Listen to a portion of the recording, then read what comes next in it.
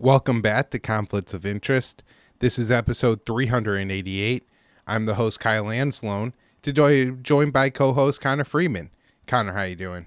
Doing great, Kyle. How are you? Doing very well. Happy to have you back on. You have a lot of really important news for us to talk about today.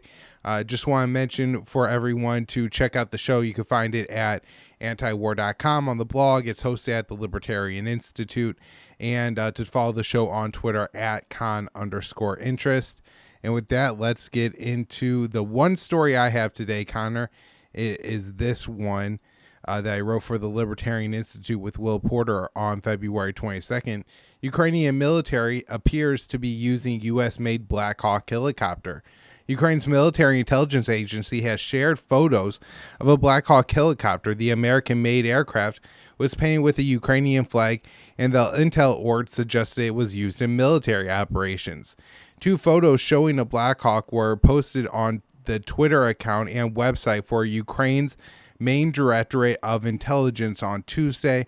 A press release accompanying the image said the agency recently completed military missions.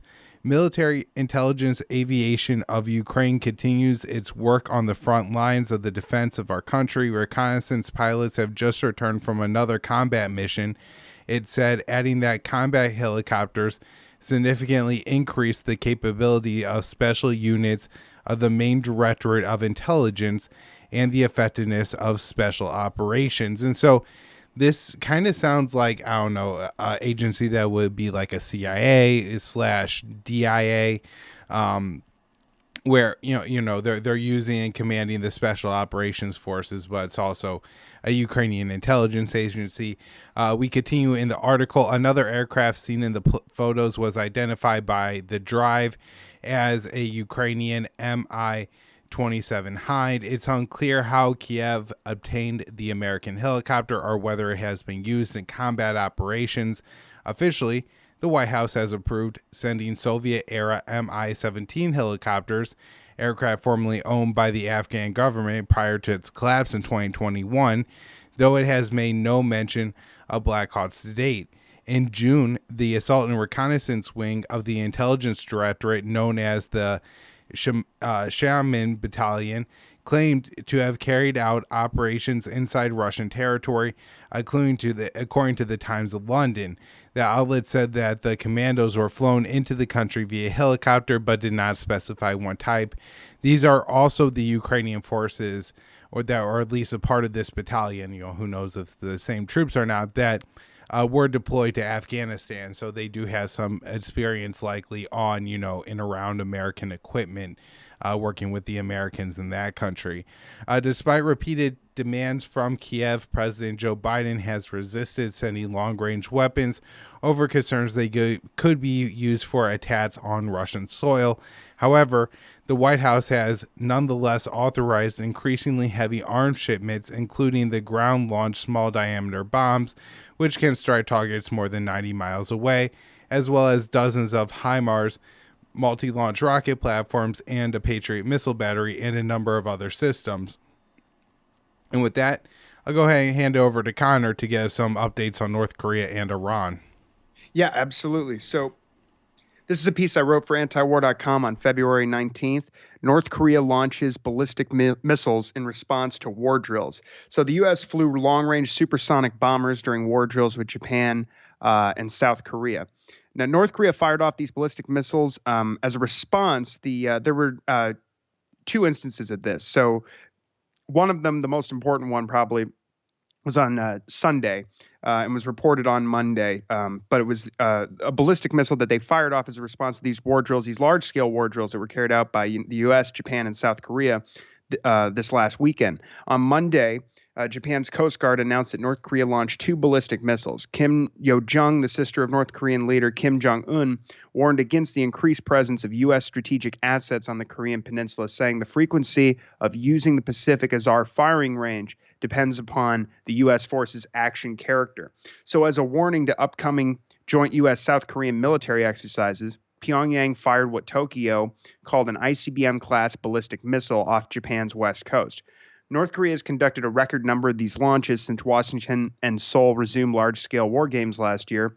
However, North Korea's firing of the Hwasong-15 ICBM on Saturday marked its first such launch since January 1st. South Korea's Joint Chiefs of Staff said the missile flew 560 miles before landing in the Sea of Japan. Japanese Prime Minister Fumio Kishida said the missile landed within Japan's exclusive economic zone. And then South Korea's National Security Council subsequently announced that they had agreed to increase security cooperation with Washington and Tokyo, and the U.S. Indo-Pacific Command issued a statement reaffirming its ironclad commitment to the defense of South Korea and Japan. Now, as a show of force over the Sea of Japan, after the first test, the U.S. flew long-range supersonic bombers and F-16s alongside Japan's F-15 fighter jets on Sunday. And separately, the U.S. held joint air exercises with South Korea the same day. According to the South Korean military, the U.S. flew a B-1B bomber in formation with South Korean F-35A stealth fighters. Pyongyang issued a statement Friday accusing the U.S. and South Korea of planning over 20 rounds of military drills this year alone. The statement said these include large-scale field exercises and described Washington and Seoul as the arch criminals deliberately disrupting regional peace and stability. As a part of resuming regular war games, the U.S. returned B-1B bombers to the Korean Peninsula for the first time since 2017. As part of Secretary of Defense Lloyd Austin's trip to South Korea last month, he and his counterpart pledged to ramp up military exercises this year, quote, expanding the scope and scale of combined field training exercises and to conduct a large-scale combined joint fires demonstration this year. Last year, the U.S., Japan, and South Korea entered a trilateral defense agreement eyeing Pyongyang and Beijing. At the same time, North Korea railed against this, calling it an Asian version of NATO. And as a part of the buildup against China, Japan recently announced it would double its military budget and further increase cooperation with the Pentagon. The Joe Biden administration's North Korea policy is far more hawkish than the status quo during the last half of the Donald Trump administration, where war games were rolled back, dialogue was opened, and all sides reduced weapons tests.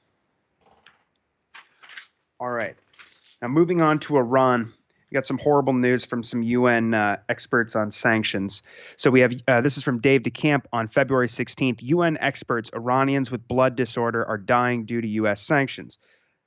UN experts said this week that U.S. sanctions on Iran are causing more deaths of Iranians with thalassemia, a congenital blood disorder that requires specialized medicine. Quote, the lack of access to medication has resulted in many more deaths, two UN experts, Alina Duhan and Obiora C. Okafor, said according to a press release put out by the UN last week. Duhan and Okafor said since the reimposition of sanctions against Iran by the U.S. in 2018, overcompliance with sanctions has escalated, affecting the import of life-saving iron-regulating medicines for Iranian thalassemia patients. This not only violates their right to health, but also results in increased complications and mortality rates.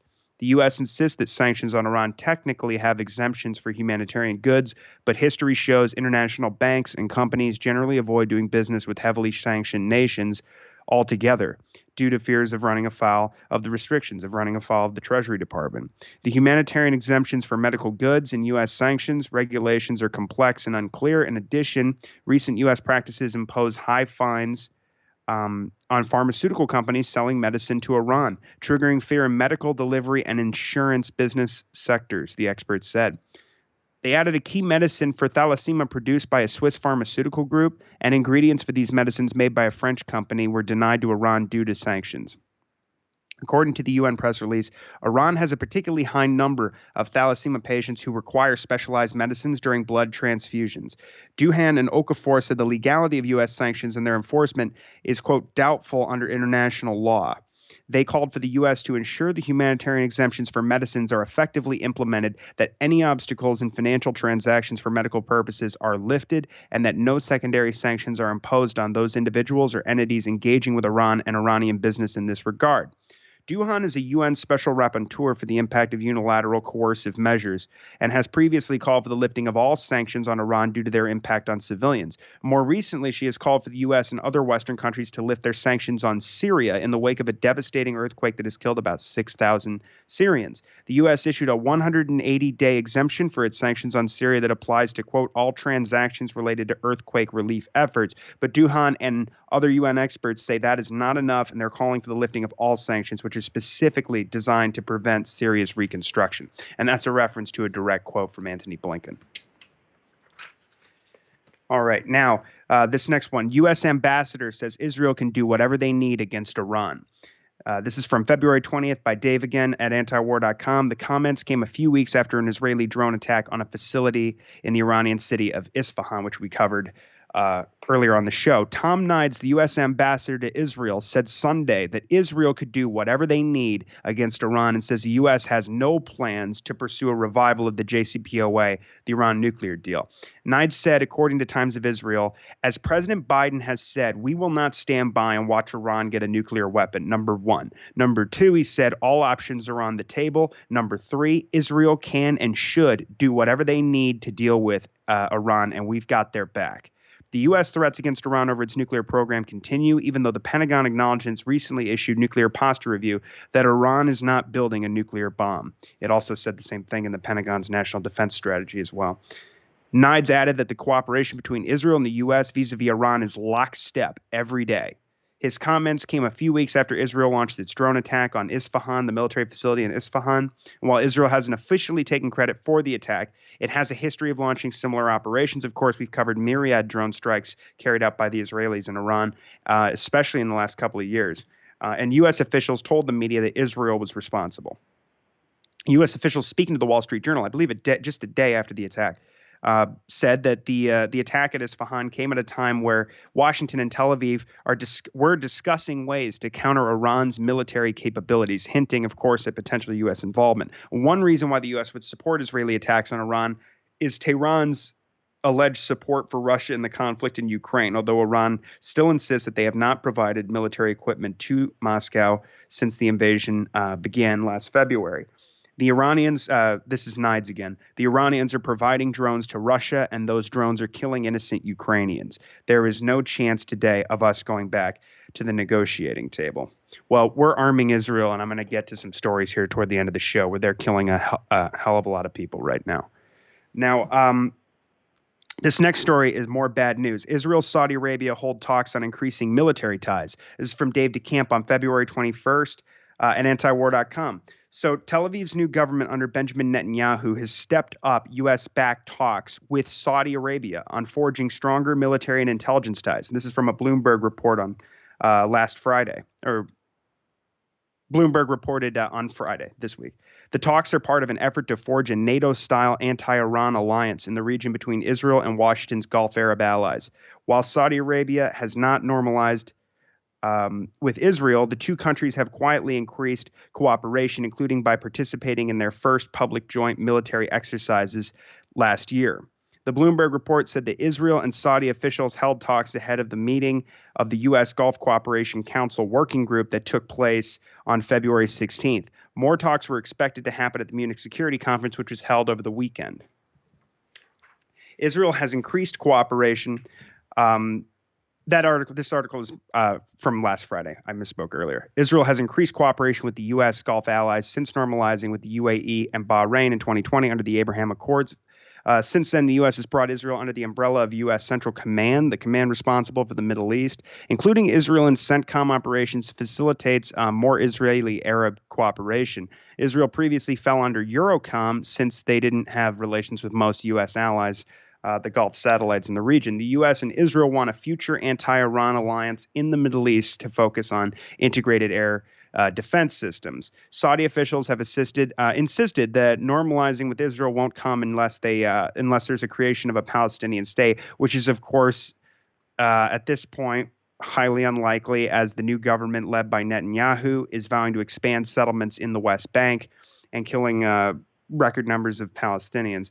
But it's possible Riyadh could eventually be convinced by the U.S. to open up with Israel if Washington offers more military assistance and arms sales. And so now this next piece is from Jason Ditz on February 20th. And this is all about the IAEA getting involved with Iran again.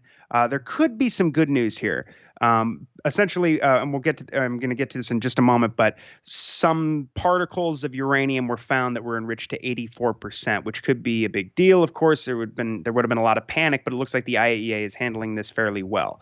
So, from Jason's article, the IAEA is turning up, and the Iranians, of course, but the IAEA is turning up its latest concerns about Iran's civilian nuclear program with media reports of a discovery of uranium enriched to 84% purity, by far the highest enrichment level to come out of Iran. Iran is known to be producing uranium hexafluoride of up to 60% purity, and it should be noted that weapons grade is in excess of 90%.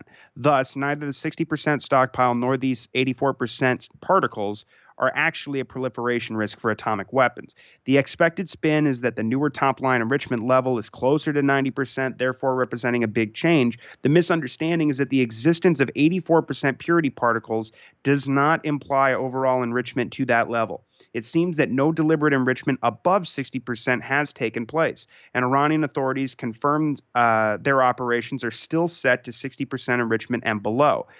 So where did the 84% come from? The IAEA suggests, quote, it was a blip in the reconfigured cascades when Iran set them to 60%. Iran and the IAEA, that's the UN nuclear watchdog, are still in talks to figure it out.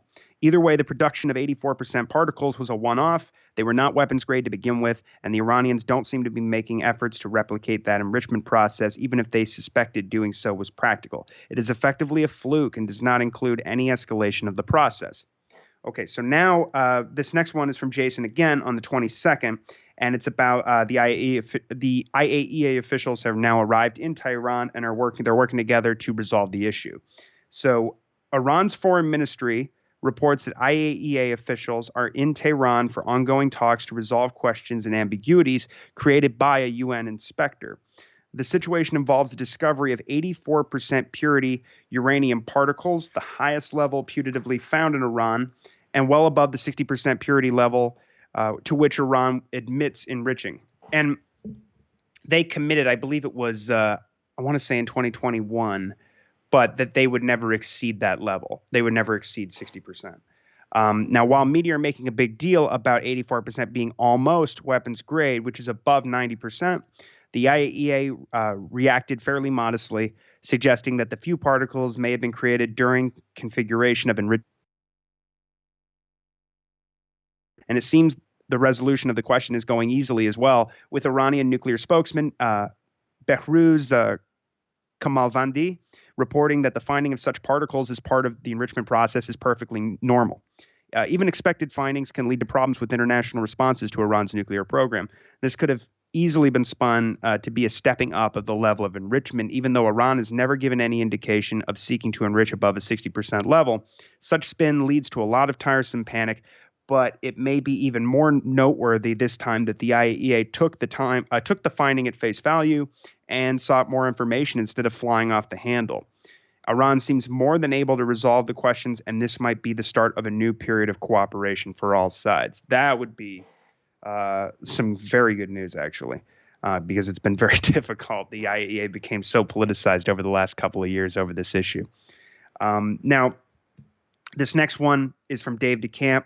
We have a report from Israeli television, I believe Channel 12, and then being re-reported in the Times of Israel that Netanyahu is holding a series of meetings with his top military brass planning attacks on Iran. So according to a report from Israeli TV, Israeli Prime Minister Benjamin Netanyahu held a series of meetings over the past few weeks with his top military and intelligence officials on the possibility of attacking Iran. Israel's Channel 12 reported that Netanyahu held 5 meetings with his defense minister, the chief of military intelligence, the head of the IDF, and the head of the Mossad spy agency, and other top brass to discuss preparing for possible attacks on Iran. According to the Times of Israel, the Channel 12 report didn't attribute a source and didn't offer much detail about the meetings. However, the Times said that it might have been designed to telegraph the seriousness of Israeli threats to resort to military action against Iran's nuclear program. Israeli and U.S. officials are constantly threatening Iran over its nuclear program, even though, as we mentioned earlier, it's been admitted in the nuclear posture review that Tehran is not seeking a nuclear weapon. And the Channel 12 report said that the result of Netanyahu's meetings was that officials decided Israel would act alone against Iran if the U.S. didn't, something Israeli officials have been saying publicly more and more. If the U.S. does not establish a credible military threat immediately, either Israel will attack or Iran will have a nuclear weapon, which we will not allow under any circumstance, Israeli Foreign Minister Eli Cohen said Tuesday. Netanyahu made similar comments the same day. The only thing that has credibly stopped rogue nations from developing nuclear weapons is a credible military threat or a credible military action. You can couple that with crippling economic sanctions, but that's not a sufficient condition. A necessary condition and an often sufficient condition is credible military action. The Channel 12 report and the hawkish comments from Israeli officials came after the U.S. ambassador to Israel, Tom Nides, said that Israel can do whatever they want against Iran and the U.S. has their back. So here's this next report from Jason Ditz. Israel kills 15 civilians in missile strike on Damascus residential complex. Israel hadn't launched significant attacks. This is from the 19th of February. Israel had not launched significant attacks on Syria in several weeks, but they did so early on Sunday with a missile salvo against the capital city of Damascus. The missiles hit a residential complex, badly damaging it and the surrounding area. At least 15 civilians were confirmed killed, including 2 women. A large number of injuries are reported, but no specific number. Israel is yet to comment directly, which is not uncommon when they attack Syria. Prime Minister Netanyahu accused Iran of recently attacking a Liberian flagged but Israeli-linked oil tanker, and Israeli media are trying to tie the two issues together, saying that the damaged complex is located near Iranian sites. Critics say Syria needs more aid, especially in cities where earthquake damage has overwhelmed already strained infrastructure. Though Damascus wasn't directly impacted by the earthquakes, it's a regular target for Israeli strikes. Details are scant on the incident, though Syrian media reported that air defenses activated and intercepted several missiles. Casualties are mostly from a single direct missile hit on the residential building. Okay, now we have some articles here from Middle East Eye about some brutal violence that was going on in the West Bank yesterday, and then Israel is now bombing Gaza today. So Israeli forces kill 11 Palestinians in merciless Nablus raid. And this is from Middle East Eye by Faya Shalash, and she's based in Ramallah in occupied Palestine. Israeli forces killed 11 Palestinians, including a child and 3 elderly people, and wounded more than 100 others on Wednesday during a military raid in the occupied West Bank city of Nablus. More than 60 military vehicles stormed Nablus at around 10 a.m. local time after an undercover force was spotted in the historic old city, eyewitnesses told Middle East Eye. Nablus resident Nabila Soleiman was walking in a market with her daughter when she heard sounds of explosions, and people started shouting that a major Israeli incursion had started.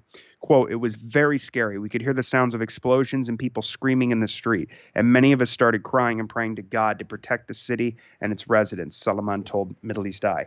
The raid, which lasted for 4 hours, focused on a building in the city that reportedly housed Palestinian resistance fighters. Israeli forces besieged the house and fired missiles at the building, while Israeli snipers were seen stationed in the surrounding area. A military helicopter was also spotted flying over the city.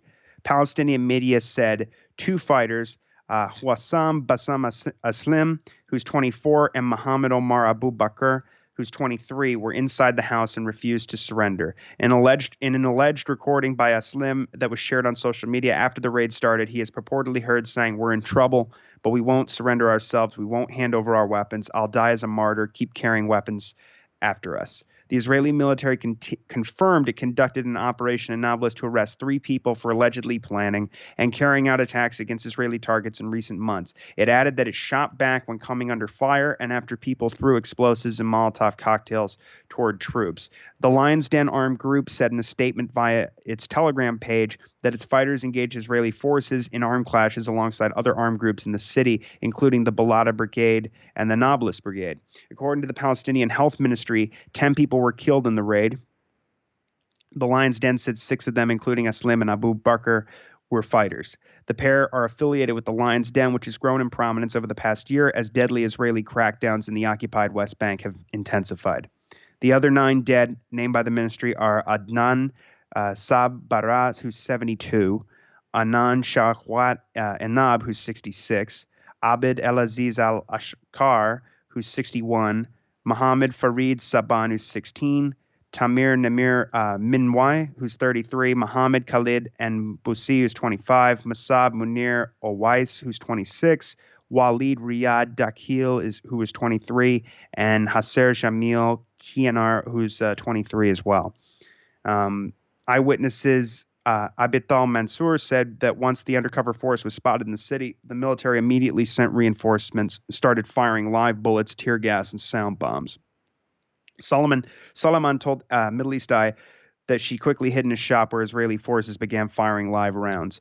Dozens of Palestinians choked on the tear gas, most of them women and children, but ambulance crews were blocked from reaching them, she added. The Israeli incursion took place at a peak time when the area was most crowded, as it is located in the center of the city and is considered the living nerve of old Nablus, Mansour said. She painted a shocking picture of what unfolded on the ground with the bodies of the wounded and dead strewn across the street. Their wounds concentrated on the upper half of their body, mainly the head and chest. First aid responders were unable to approach wounded people lying in the street, with many bleeding out, she added. She said, my 3 children are in school, and I cannot reach them to take them home. I am very worried about them because with every incursion, the Israeli soldiers start shooting mercilessly toward anyone who moves.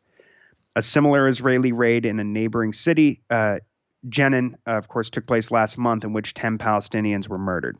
Israeli forces have killed 59 Palestinians this year. At a rate of more than 1 fatality per day, it follows an increase in violence recorded in 2022, with at least 167 Palestinians killed in the West Bank and East Jerusalem.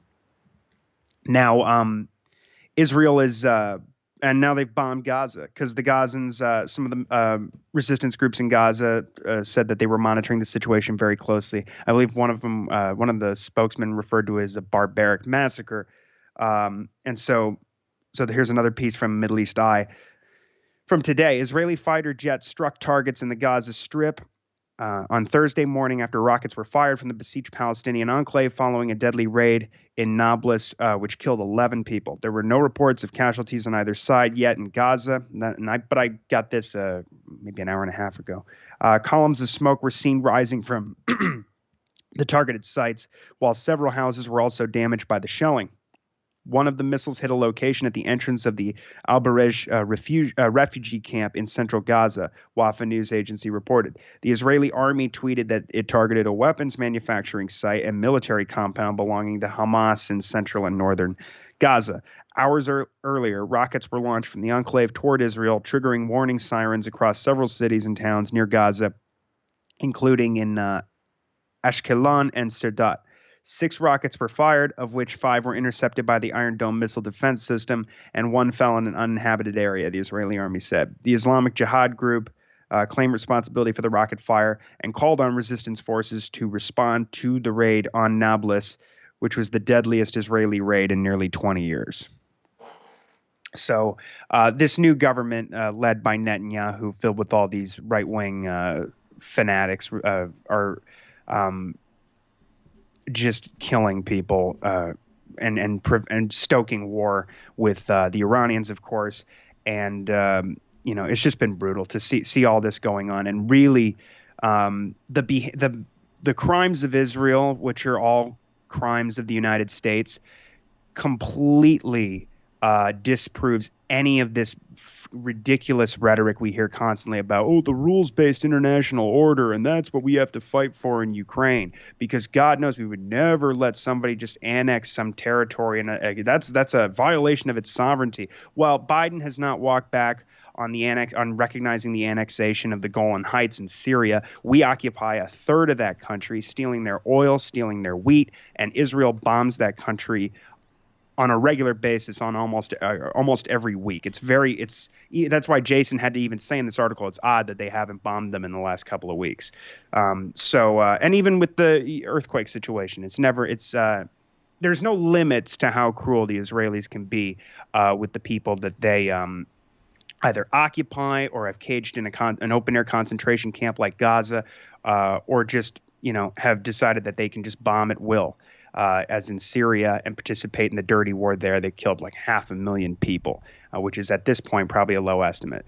And we still have millions of people facing acute food insecurity in Syria, very limited electricity, water, food, and it's just been absolutely devastating. It's going to cost hundreds of billions of dollars to fix what the CIA and Britain and France and Saudi and all these countries and Israel did to those people. And of course, Antony Blinken, our top diplomat, as we mentioned earlier, has said we are fundamentally opposed to those people being able to reconstruct some kind of life for themselves. So anyway, we'll keep on top of what's going on here. It looks like, I certainly hope that this doesn't turn out like May of 2021. But I mean, if they're going to continue massacring people in the West Bank, the Palestinians are united, and there's going to be reactions from Gaza, from the resistance groups on both sides, in the West Bank and in Gaza, and of course the Palestinians in Israel and East Jerusalem are all just like we saw 2 years ago. They're all united as any occupied population would be, and they will respond. And so we'll have to see what happens next. But anyway, all right, Connor, thank you so much. And everybody, thank you for tuning in. We'll be back with more shows next week. Please share this show. You find it at the Libertarian Institute, antiwar.com, and on Twitter at @con_interest. Thanks, Connor. Thank you, Kyle. Thank you, everybody.